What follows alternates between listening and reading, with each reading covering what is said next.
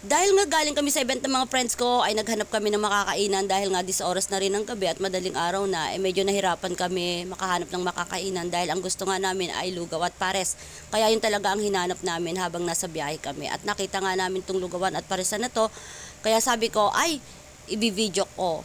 Kasi baka mamaya magustuhan ko yung lasa ng kainin ko. Ang kinain ko naman dito is lugaw talaga na nilagyan ko ng itlog.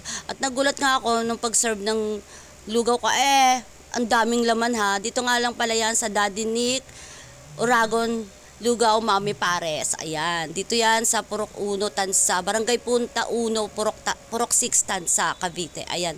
Yan po yung lugar nila. Kaya yun na nga, binidyo ko. Sabi ko, pag nasarapan ako, ay i-vlog ko. Kaya ito na, binablog ko na sila. Shout out po sa inyo dyan. Ayan. Tapos nga pala, yung presyohan nila dito is 35 pesos up to 40 pesos lang. O di ba? Busog-lusog na sulit ka pa. Kaya kung ako sa inyo, i-try nyo na din dito. Bitbitin nyo na yung mga kaibigan nyo, family nyo, and alam ko naman na sa mga taga rito, alam nyo na kung saan to. And sa mga gusto pang i-try, ayan po yung address nila sa Barangay Punta 1, Purok 6, Tansa, Cavite. Ayan. I-try nyo na this kasi napaka-goods ng lugawan na to kasi sobrang mura na tapos overload pa.